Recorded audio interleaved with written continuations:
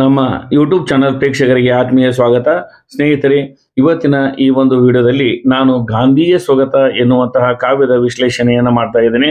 ಸ್ನೇಹಿತರೆ, ಈ ಒಂದು ಕಾವ್ಯವನ್ನ ಬಿಕಾಂ 1ನೇ ಸೆಮಿಸ್ಟರ್ NEP ರಿವೈಸ್ಡ್ ಪಠ್ಯಕ್ಕೆ ಹಚ್ಚಲಾಗಿದೆ.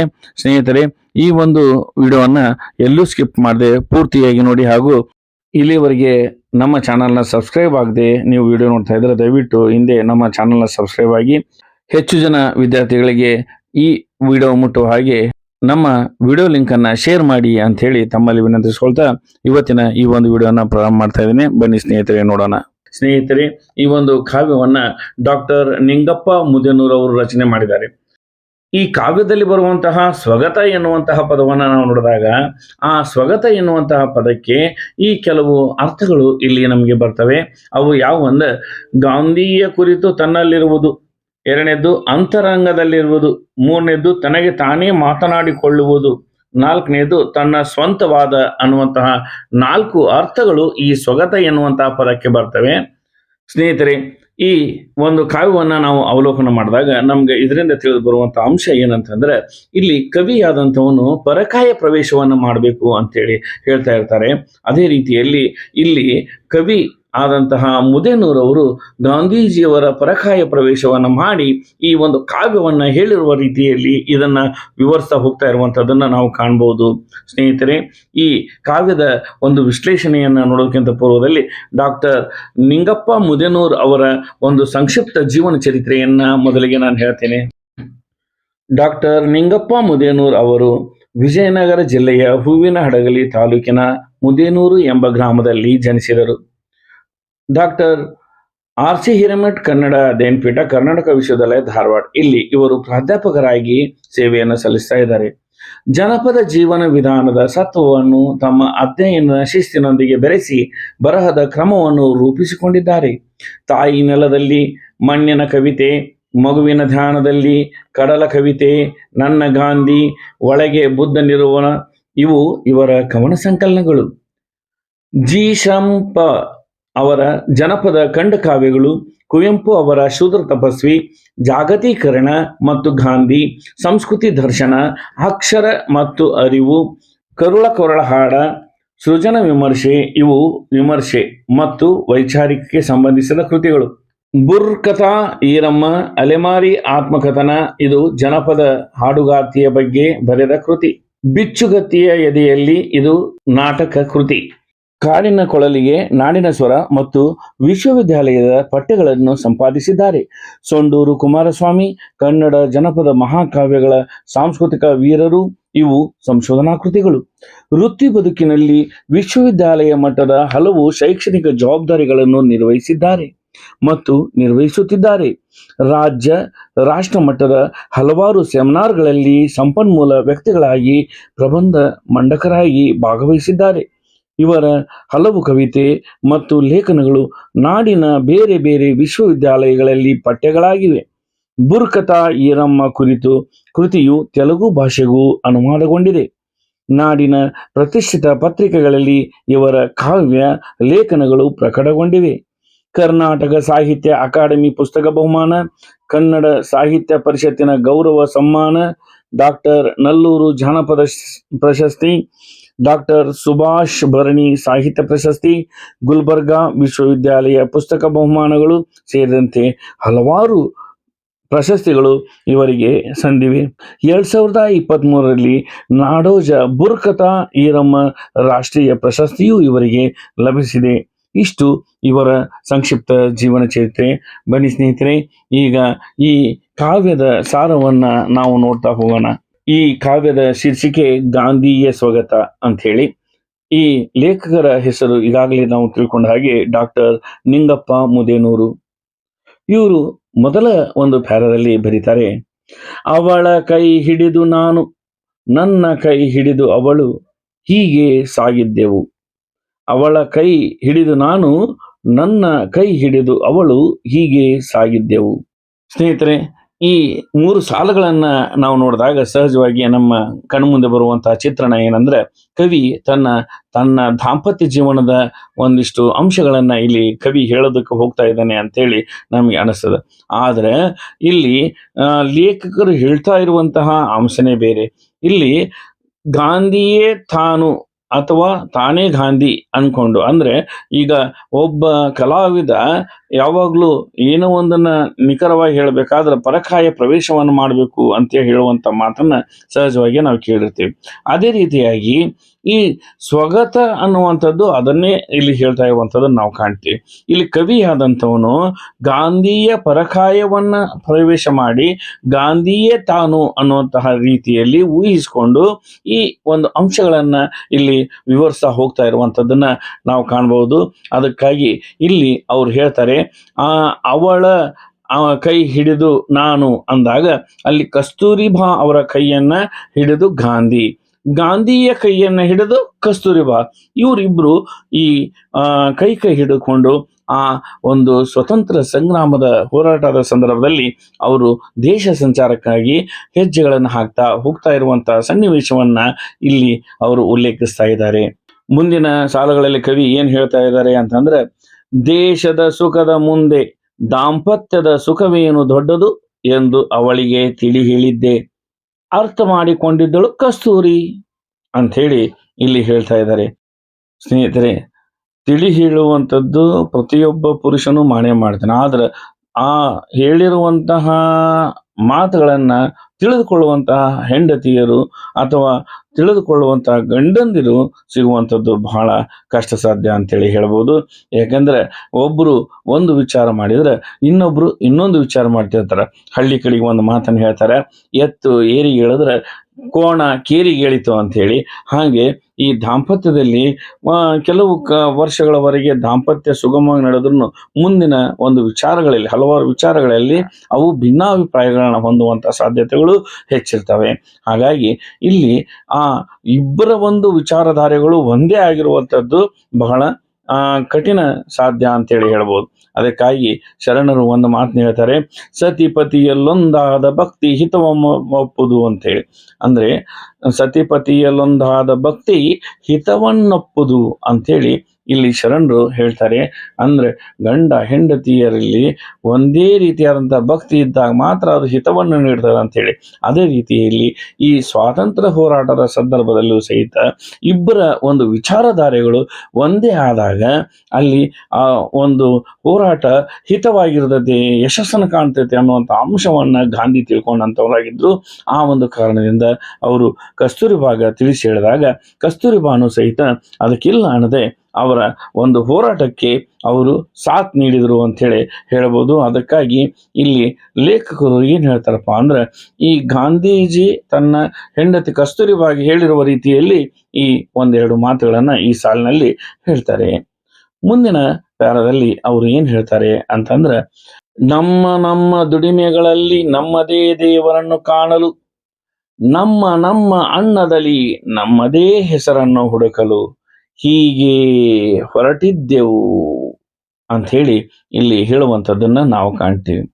ಸ್ನೇಹಿತರೆ, ಇದರಲ್ಲಿ ಶರಣರು ಹೇಳಿರುವಂತಹ ಕಾಯಕದ ತತ್ವವನ್ನು ಸಹಿತ ನಾವು ಕಾಣ್ತೀವಿ. ಇಲ್ಲಿ ಶರಣರು ಏನ್ ಹೇಳ್ತಾರೆ ಅಂದ್ರೆ, ಕಾಯಕವೇ ಕೈಲಾಸ ಅಂತ ಹೇಳಿದ್ರು. ಅಂದ್ರೆ ಕಾಯಕದಿಂದ ನಾವು ಕೈಲಾಸವನ್ನ ಕಾಣಬಹುದು ಅಂತಂದಾಗ ಇಲ್ಲಿ ನಮ್ಮ ದುಡಿಮೆಯಲ್ಲಿ ನಾವು ನಮ್ಮ ದೇವರನ್ನ ಕಾಣಬೇಕಾಗ್ತದೆ ಅನ್ನುವಂಥ ಅಂಶವನ್ನ ಇಲ್ಲಿ ನಾವು ನೋಡ್ಬೇಕಾಗ್ತದೆ. ಅದೇ ಅಂಶವನ್ನ ಗಾಂಧಿಯು ಸಹಿತ ಇಟ್ಕೊಂಡಿದ್ರು.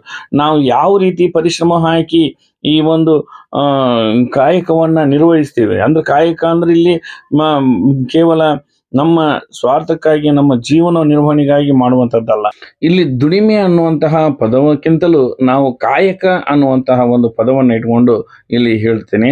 ಯಾಕಂದ್ರೆ ದುಡಿಮೆ ಅನ್ನುವಂಥದ್ದು ಬಹಳ ಸಂಕ್ಷಿಪ್ತವಾದಂತಹ ಒಂದು ಪದ ಆಗ್ತದೆ. ಕಾಯಕ ಅನ್ನುವಂಥದ್ದು ಬಹಳ ವಿಸ್ತೃತವಾದಂತಹ ಒಂದು ಪದವಾದ ಕಾರಣ ಇಲ್ಲಿ ಗಾಂಧಿಯವರು ಮಾಡಿರುವಂಥದ್ದು ದುಡಿಮೆ ಅಲ್ಲ, ಅದು ಕಾಯಕ ಅಂತೇಳಿ ಹೇಳ್ಬೋದು. ಇದು ಸ್ವತಂತ್ರಕ್ಕಾಗಿ ತಮ್ಮನ್ನು ತಾವು ತೊಡಗಿಸಿಕೊಂಡಿರುವಂಥದ್ದು ಒಂದು ಕಾಯಕ ಆಗಿತ್ತು. ಆ ಒಂದು ಕಾರಣದಿಂದ ಆ ಒಂದು ಕೆಲಸದಲ್ಲಿ ಏನು ಅವರು ತೊಡಕೊಂಡಿದ್ರು, ಆ ಕೆಲಸದಲ್ಲಿಯೇ ಅವರು ದೇವರನ್ನ ಹುಡುಕುವಂತಹ ಒಂದು ಪ್ರಯತ್ನವನ್ನ ಅವರು ಮಾಡಿದರು. ಹಾಗಾಗಿ ಅವರು ಎಂದೂ ಸಹಿತ ಆಹಾರಕ್ಕಾಗಿ, ನಿದ್ದೆಗಾಗಿ ಯಾವತ್ತೂ ಸಹಿತ ವಿಚಾರ ಮಾಡಿದಂಥವರೇ ಅಲ್ಲ. ಹಾಗಾಗಿ ಅವ್ರು ಏನು ಮಾಡಿದ್ರು ಅಂದ್ರೆ, ತಾವು ಏನು ಒಂದು ಗುರಿಯನ್ನು ಇಟ್ಕೊಂಡು ಆ ಕಾಯಕವನ್ನ ಮಾಡ್ತಾ ಹೋಗ್ತಿದ್ರು, ದೇಶದ ಸ್ವಾತಂತ್ರ್ಯಕ್ಕಾಗಿ ಅವ್ರು ಏನು ಹೋರಾಟವನ್ನು ಮಾಡ್ಕೊಂಡು ಹೋಗ್ತಾ ಇದ್ರು, ಆ ಹೋರಾಟದ ಹೆಜ್ಜೆಯನ್ನು ಇಟ್ಕೊಂತಾನೆ ಅವರು ಮುನ್ನುಗ್ಗಿದ್ರು. ಅದರಲ್ಲಿ ಅವರು ದೇವರನ್ನು ಕಾಣುವಂತ ಒಂದು ಪ್ರಯತ್ನವನ್ನ ಮಾಡಿದ್ರು ಅಂತೇಳಿ ಹೇಳಬಹುದು. ಇನ್ನ ಆ ಆಹಾರವನ್ನು ಸಹಿತ ಅವರು ಅಲ್ಲಿ ಹುಡುಕುವಂತ ಪ್ರಯತ್ನವನ್ನ ಅವರು ಮಾಡಿದ್ರು ಅಂತೇಳಿ ಹೇಳ್ಬೋದು. ಯಾಕಂದ್ರೆ ಇಲ್ಲಿ ಪ್ರತಿಯೊಬ್ಬ ವ್ಯಕ್ತಿಯ ಆಹಾರದ ಮೇಲೂ ಆ ದೇವರು ಹೆಸರು ಬರೆದಿರ್ತಾರಂತೆ. ಅದಕ್ಕಾಗಿ ಹಿಂದಿ ಒಳಗೆ ಒಂದು ಮಾತನ್ನು ಹೇಳ್ತಾರೆ, ದಾನೆ ದಾನೆ ಪೇ ಲಿಖಾ ಹೈ ಕಾಣೆ ವಾಲೆ ಕೆ ನಾಮ್ ಅಂತೇಳಿ. ದಾನೆ ದಾನೆ ಪೇ ಲಿಖಾ ಹೈ ಕಾಣೆ ವಾಲೆ ಕೆ ನಾಮ್. ಯಾರ ಒಂದು ಆಹಾರ ಯಾರಿಗೆ ಸೇರಬೇಕಾಗಿರ್ತದೋ ಅವರಿಗೆ ಸೇರುವಂಥದ್ದನ್ನ ಆ ದೇವರು ಮೊದಲಿಗೆ ಬರೆದಿಟ್ಟಿರ್ತಾನಂತೆ. ಹಾಗಾಗಿ ಇಲ್ಲಿ ಗಾಂಧೀಜಿಯವರು ಸಹಿತ ಎಂದೂ ಸಹಿತ ಅವರು ಆಹಾರವನ್ನ ನಿರೀಕ್ಷೆ ಮಾಡಿ ಎಲ್ಲೂ ಸಹಿತ ಅಡ್ಡಾಡಲಿಲ್ಲ. ಆದ್ರೆ ಅವರ ಒಂದು ಹೋರಾಟದ ಕಿಚ್ಚನ್ನು ನೋಡಿ, ಅವರು ಹೋರಾಟಕ್ಕೆ ಎಲ್ಲೆಲ್ಲಿ ಹೋಗ್ತಾರೋ ಅಲ್ಲಿ ಅವರ ಅಭಿಮಾನಿಗಳು ಅವರ ಒಂದು ಆಹಾರದ ವ್ಯವಸ್ಥೆಯನ್ನ ಮಾಡ್ತಾ ಇದ್ರು. ಹೀಗೆ ಅವ್ರು ಏನ್ ಮಾಡ್ತಾ ಇದ್ರಪ್ಪ ಅಂದ್ರೆ, ಎಲ್ಲೆಲ್ಲಿ ಅವರು ತಾವು ಹೆಜ್ಜೆಗಳನ್ನು ಹಾಕ್ತಾ ಹೋಗ್ತಾ ಇದ್ರು ಅಲ್ಲೆಲ್ಲ ಆ ಕೆಲಸದಲ್ಲಿ ದೇವರನ್ನ ಹುಡುಕ್ತಾ, ಅವರ ಆಹಾರದಲ್ಲಿ ತಮ್ಮ ಹೆಸರನ್ನ ಅವರು ಹುಡುಕ್ತಾ ತಮ್ಮ ಒಂದು ಪ್ರಯಾಣವನ್ನ ನಡೆಸ್ತಾನೆ ಇದ್ರು. ಎಲ್ಲಿಯೂ ಸಹಿತ ಅವರು ನಿಲ್ತಾ ಇರಲಿಲ್ಲ ಅನ್ನುವಂತಹ ಅಂಶವನ್ನ ನಾವಿಲ್ಲಿ ನೋಡಬಹುದು. ಮುಂದಿನ ಒಂದು ಪ್ಯಾರದಲ್ಲಿ ಏನ್ ಹೇಳ್ತಾರೆ ಕವಿ ಅಂತಂದ್ರೆ, ನಮ್ಮದು ಒಂದೇ ಹೆಜ್ಜೆಯು, ಒಂದೇ ದಾರಿಯ ಪಯಣ, ಸುಖ ದುಃಖದ ಮಾತೆ ಅಲ್ಲಿ ಮೌನ, ದೇಶ ಮಾನ ಪ್ರೀತಿಯೇ ಸನ್ಮಾನ. ನಮ್ಮದು ಒಂದೇ ಹೆಜ್ಜೆಯು, ಒಂದೇ ದಾರಿಯ ಪಯಣ, ಸುಖ ದುಃಖದ ಮಾತೆ ಅಲ್ಲಿ ಮೌನ, ದೇಶ ಮಾನ ಪ್ರೀತಿಯೇ ಸನ್ಮಾನ. ಈ ರೀತಿಯಾಗಿ ಅವರು ಹೇಳ್ತಾರೆ. ಸ್ನೇಹಿತರೆ, ಇದರಲ್ಲಿ ಏನು ಅವರು ಹೇಳ್ತಾ ಇದ್ದಾರೆ ಕವಿ ಅಂತಂದ್ರೆ, ಈ ಕಸ್ತೂರಿಬಾ ಮತ್ತು ಗಾಂಧಿಯವರದು ಏನಾಗಿತ್ತಪ್ಪ ಅಂದ್ರೆ ಒಂದೇ ಒಂದು ಹೆಜ್ಜೆ ಆಗಿತ್ತು, ಒಂದೇ ದಾರಿಯಾಗಿತ್ತು. ಈ ರೀತಿಯಾಗಿ ಅವರು ತಮ್ಮ ಒಂದು ತಲೆಯಲ್ಲಿ ಫಿಕ್ಸ್ ಮಾಡ್ಕೊಂಡ್ಬಿಟ್ಟಿದ್ರು, ನಮ್ಮ ಇಬ್ಬರ ಒಂದು ದಾರಿ ಒಂದ ಅನ್ನೋ ಅಷ್ಟರ ಮಟ್ಟಿ. ಅಂದ್ರೆ ಗಾಂಧೀಜಿಯವರನ್ನ ಬಿಟ್ಟು ಕಸ್ತೂರಿಬಾ ಇರ್ತಿದ್ದಿಲ್ಲ, ಕಸ್ತೂರಿಬಾ ಅವ್ರನ್ನ ಬಿಟ್ಟು ಗಾಂಧೀಜಿಯವರು ಇರ್ತಿರ್ಲಿಲ್ಲ. ಇವರು ಎಲ್ಲಿ ಹೋದ್ರೂ ಅವರು ಕೂಡ್ಕೊಂಡೇನೆ ಹೋಗ್ತಾ ಇದ್ರು. ಸಾಮಾನ್ಯವಾಗಿ ನೀವು ಹಲವಾರು ಚಿತ್ರಗಳನ್ನ ಈ ಒಂದು ವಿಡಿಯೋದಲ್ಲಿ ನಾನು ಹಾಕಿರುವಂಥದ್ದು ನೀವು ಕಾಣ್ತೀರಿ. ಪ್ರತಿಯೊಂದು ಚಿತ್ರದಲ್ಲಿ ಸಹಿತ ಕಸ್ತೂರಿಬಾ ಮತ್ತು ಗಾಂಧಿ ಜೊತೆಯಲ್ಲೇ ಇರುವಂತಹ ಒಂದಿಷ್ಟು ಫೋಟೋಗಳನ್ನ ನಾವು ಕಾಣ್ತಾ ಇದ್ದೇವೆ. ಹಂಗ ಅವರಿಬ್ರು ಎಷ್ಟು ಮಟ್ಟಿಗೆ ಅಂದ್ರೆ, ಅದನ್ನ ಹಿಂದೆ ಒಂದು ವಚನವನ್ನು ಹೇಳಿದ್ನಲ್ಲ, ಸತಿಪತಿಯಲ್ಲೊಂದಾದ ಭಕ್ತಿ ಹಿತ ಒಪ್ಪುದು ಅಂತ ಹೇಳಿ, ಆ ರೀತಿಯಲ್ಲಿ ಇವರು ಸಂಪೂರ್ಣವಾಗಿ ಈ ಸ್ವತಂತ್ರ ಚಳವಳಿಯಲ್ಲಿ ತಮ್ಮನ್ನ ತಾವು ತೊಡಗಿಸಿಕೊಂಡಂತವರಾಗಿದ್ರು. ಅಂದ್ರೆ ಈ ಹೋರಾಟ ಕೇವಲ ಗಾಂಧೀಜಿಯವರ ಯಶಸ್ಸಷ್ಟೇ ಅಲ್ಲ, ಕಸ್ತೂರಿಬಾ ಅವರ ಒಂದು ಯಶಸ್ಸು ಸಹಿತ ಅಂತೇಳಿ ನಾವು ಹೇಳ್ಬೋದು. ಯಾಕಂದ್ರೆ ಕಸ್ತೂರಿಬಾ ಗಾಂಧಿ ಇವರು ಒಂದು ಆತ್ಮ, ಎರಡು ದೇಹ ಇದ್ದ ಹಾಗೆ ಅವರು ಸದಾ ಇದ್ದಂಥವರಾಗಿದ್ದು. ಅದಕ್ಕಾಗಿ ಇಲ್ಲಿ ಏನ್ ಹೇಳ್ತಾರಪ್ಪ ಅಂದ್ರೆ, ಈ ಗಾಂಧೀಜಿಯವರದು ಮತ್ತು ಕಸ್ತೂರಿಬಾ ಅವ್ರದ್ದು ಒಂದೇ ಹೆಜ್ಜೆಯಾಗಿತ್ತು. ಅವರಿಬ್ಬರದು ನಡೆಯುವಂತಹ ದಾರಿನೂ ಒಂದೇ ಆಗಿತ್ತು, ಒಂದೇ ಪ್ರಯಾಣ ಅವರು ಬೆಳೆಸ್ತಾ ಇದ್ರು. ಇನ್ನ ಇವರಿಬ್ರು ಎಷ್ಟು ಮಟ್ಟಿಗೆ ತಮ್ಮನ್ನ ತಾವು ಈ ಸಮಾಜಕ್ಕಾಗಿ ಅವರು ಅರ್ಪಿಸ್ಕೊಂಡಿದ್ರು ಅಂತಂದ್ರೆ, ಅವರ ವೈಯಕ್ತಿಕವಾದಂತಹ ಸುಖ ದುಃಖಗಳನ್ನ ಅಲ್ಲಿ ಅವರು ಮರ್ತೇ ಬಿಟ್ಟಿದ್ರು ಅನ್ನುವಂಥದ್ದನ್ನ ನಾವಿಲ್ಲಿ ಲಕ್ಷ್ಯದಲ್ಲಿ ಇಟ್ಕೋಬೇಕು. ಅದಕ್ಕಾಗಿ ಇಲ್ಲಿ ಹೇಳ್ತಾರ, ಸುಖ ದುಃಖದ ಮಾತೆ ಅಲ್ಲಿ ಮೌನ. ಅಂದ್ರೆ ಆ ಸುಖ ದುಃಖ ಅನ್ನುವಂತಹ ಮಾತನ್ನ ಎತ್ತುವಂತ ಪ್ರಶ್ನೆ ಅಲ್ಲಿದ್ದಿಲ್ಲ, ಆ ಒಂದು ಪ್ರಶ್ನೆ ಅಲ್ಲಿ ಮೌನವಾಗಿದ್ದುಬಿಟ್ಟಿತ್ತು. ಅಲ್ಲಿ ಆ ಪ್ರಶ್ನೆನೇ ಅವರಿಬ್ಬರಲ್ಲಿ ಹೇಳ್ತಾ ಇದ್ದಿಲ್ಲ. ಸುಖ ಇರಲಿ ದುಃಖ ಇರಲಿ ಇಬ್ಬರು ಸಮಾನವಾಗಿ ಅದನ್ನು ಹಂಚ್ಕೊಂಡು ಅದನ್ನ ಮುನ್ನುಡಿಯುವಂತಹ ಒಂದು ಕೆಲಸವನ್ನು ಮಾತ್ರ ಅವರು ಮಾಡ್ತಾ ಇದ್ರು. ಇನ್ನ ಅವರಿಗೆ ಮುಖ್ಯ ಆದಂಥದ್ದು ಮನೆ ಆಗಿರಲಿಲ್ಲ, ಅವರಿಗೆ ಮುಖ್ಯವಾಗಿರುವಂಥದ್ದು ದೇಶ ಆಗಿತ್ತು. ಇನ್ನ ಆ ದೇಶಕ್ಕಾಗಿ ಅವರು ಏನು ಪರಿಶ್ರಮವನ್ನು ಪಟ್ಟು ಹೋರಾಟ ಮಾಡ್ತಾ ಇದ್ರು, ಆ ಸಂದರ್ಭದಲ್ಲಿ ಅವರಿಗೆ ದೊರೆಯುವಂತಹ ಮಾನ ಅಂದ್ರೆ ಗೌರವ ಹಾಗೂ ಅವರಿಗೆ ದೊರೆಯುವಂತಹ ಪ್ರೀತಿ, ಇವುಗಳೇ ಅವರಿಗೆ ಸನ್ಮಾನವಾಗಿ ರೂಪುಗೊಳ್ತಾ ಇದ್ದು. ಸ್ನೇಹಿತರೆ, ಇನ್ನು ಮುಂದಿನ ಒಂದು ಪ್ಯಾರದಲ್ಲಿ ಕವಿ ಏನ್ ಹೇಳ್ತಾರೆ ಅಂತಂದ್ರೆ, ಸುತ್ತಲೂ ಜನತೆ ಹೆಗಲ ಮೇಲಿನ ಮಮತೆ, ಅವರ ಕರುಣೆಯ ಕಂದಮ್ಮಗಳು ನಾವು, ಅವರುಣಿಸುವ ಜೀವಧಾಮೃತದ ಬಂಧು ನಾವು ಅಂತ ಹೇಳಿ ಇಲ್ಲಿ ಹೇಳ್ತಾರೆ. ಸ್ನೇಹಿತರೆ, ಸುತ್ತಲೂ ಜನತೆ, ಗಾಂಧೀಜಿಯವರು ಯಾವುದೇ ಒಂದು ಪ್ರದೇಶಕ್ಕೆ ಹೋದ್ರು ಸಹಿತ ಅವರ ಸುತ್ತಲೂ ಜನ ಜಂಗುಳಿಯೇ ರಚನೆ ಆಗ್ತಾ ಇತ್ತು. ಸಾಕಷ್ಟು ಪ್ರಮಾಣದಲ್ಲಿ ಅವರ ಅಭಿಮಾನಿಗಳು, ಸ್ವತಂತ್ರ ಹೋರಾಟಗಾರರು ಸುತ್ತುವರಿತಾ ಇದ್ರು. ಸಣ್ಣ ಕಂದಮ್ಮಗಳಿಂದ ಹಿಡಿದು ಹಿರಿಯ ಜೀವಿಗಳವರೆಗೆ ಎಲ್ಲರೂ ಸಹಿತ ಆ ಒಂದು ಗುಂಪಿನಲ್ಲಿ ನಡೆದುತ್ತಾ ಇದ್ರು. ಆ ಒಂದು ಸಂದರ್ಭದಲ್ಲಿ ಹಿರಿಯ ಜೀವಿಗಳಾದಂತಹ ತಾಯಂದಿರು ಮತ್ತು ತಂದೆಗಳು ಬಂದು ಗಾಂಧೀಜಿಯವರನ್ನ ಅಪ್ಪಿಕೊಂಡು ಅವರನ್ನ ತಮ್ಮ ಮನೆಗೆ ಆತಿಥ್ಯವನ್ನು ಸ್ವೀಕಾರ ಮಾಡೋದಕ್ಕೆ ಕರಿತಾ ಇದ್ರು. ಹೀಗೆ ಆ ಕರುಣೆಯಿಂದ ಅಲ್ಲಿ ಅವರನ್ನ ಮಾತನಾಡಿಸುವಂತಹ ಸನ್ನಿವೇಶಗಳು ಅವ್ರಿಗೆ ನಡೀತಾ ಇದ್ದು. ಹಾಗಾಗಿ ಅವ್ರು ಏನ್ ಹೇಳ್ತಾರಪ್ಪ ಅಂತಂದ್ರೆ, ಸುತ್ತಲೂ ಜನತೆ, ಏನು ಇವರೆಲ್ಲಿ ಹೋಗ್ತಾರೋ ಅಲ್ಲೆಲ್ಲ ಜನತೆ ಅವ್ರನ್ನ ಆವರಿಸ್ತಾ ಇತ್ತು. ಅವರ ಹೆಗಲ ಮೇಲೆ ಪ್ರೀತಿ ಮಮಕಾರದಿಂದ ಕೈಯನ್ನು ಹಾಕಿ ಅಲ್ಲಿ ಮಮತೆಯನ್ನ ತೋರಿಸುವಂತಹ ಹಿರಿ ಜೀವಿಗಳು ಅಲ್ಲಿ ಇರ್ತಾ ಇದ್ದು. ಆ ಹಿರಿ ಜೀವಿಗಳ ಅವರ ಕರುಣೆಯ ಕಂದಮ್ಮಗಳು ನಾವು ಅಂತ ಹೇಳಿ ಇಲ್ಲಿ ಹೇಳ್ತಾರೆ. ಅಂದ್ರೆ ಕರುಣೆಯ ಕಂದಮ್ಮಗಳು ಅಂತಂದ್ರೆ ಗಾಂಧಿ ಮತ್ತು ಕಸ್ತೂರಿಬಾ ಇವರಿಬ್ರು ಅಲ್ಲಿ ಅವರು ತಮಗೆ ತಾವು ಹೇಳ್ಕೊಳ್ಳುವಂಥದ್ದನ್ನ ಇಲ್ಲಿ ನಾವು ಕಾಣ್ತೀವಿ. ಅವರುಣಿಸುವ ಜೀವಧಾಮೃತದ ಬಂಧು ನಾವು ಅಂತ ಹೇಳಿ ಇಲ್ಲಿ ಹೇಳುವಂಥದ್ದು. ಅವರ ಒಂದು ಬಂಧು, ಅವ್ರು ಏನು ಜೀವದಾಮೃತ, ಅವ್ರೇನು ಒಂದು ಊಟವನ್ನ ಅವ್ರಿಗೆ ಹಾಕ್ತಾ ಇದ್ರು ಅಂದ್ರೆ, ಅವ್ರು ಬಂದಾಗ ಅವರಿಗೆ ಔಪಚಾರಿಕವಾಗಿ ಏನು ಆಹಾರದ ವ್ಯವಸ್ಥೆಯನ್ನು ಮಾಡಬೇಕಿತ್ತು ಆ ಆಹಾರದ ವ್ಯವಸ್ಥೆಯನ್ನ ಅಲ್ಲಿ ನೆರೆದಿರುವಂತಹ ಹಿರಿಯರು ಮಾಡ್ತಾ ಇದ್ರು. ಆ ಔಪಚಾರಿಕವಾಗಿ ಮಾಡುವಂತಹ ಆಹಾರದ ವ್ಯವಸ್ಥೆನೇ ಇವರಿಗೆ ಯಾವ ರೀತಿಯಾಗಿ ಕಾಣಿಸ್ತಾ ಇತ್ತಪ್ಪ ಅಂದ್ರೆ, ಅವರುಣಿಸುವಂತಹ ಜೀವಧಾಮೃತವಾಗಿ ಅದು ಕಂಡು ಬರ್ತಾ ಇತ್ತು. ಹೀಗಾಗಿ ಅಲ್ಲಿ ನೆರೆದಿರುವಂತಹ ಸಮಸ್ತ ಜನ ಬೇರೆಯವರಲ್ಲ, ಅವರೆಲ್ಲರೂ ನಮ್ಮ ಬಂಧುಗಳು ಅನ್ನುವಂತಹ ಒಂದು ಕಲ್ಪನೆ ಇಲ್ಲಿ ಗಾಂಧೀಜಿ ಮತ್ತು ಕಸ್ತೂರಿಬಾ ಅವ್ರದ್ದು ಆಗಿರ್ತಾ ಇತ್ತು ಅನ್ನುವಂಥದ್ದನ್ನ ಇಲ್ಲಿ ನಾವು ಕಾಣಬಹುದು.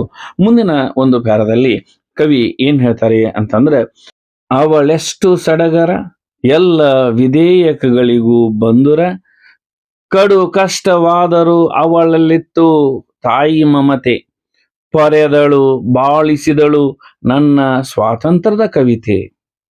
ಅವಳೆಷ್ಟು ಸಡಗರ ಎಲ್ಲ ವಿಧೇಯಕಗಳಿಗೂ ಬಂದುರ, ಕಡು ಕಷ್ಟವಾದರೂ ಅವಳಿತ್ತು ತಾಯಿ ಮಮತೆ, ಪೊರೆದಳು ಬಾಳಿಸಿದಳು ನನ್ನ ಸ್ವಾತಂತ್ರ್ಯದ ಕವಿತೆ.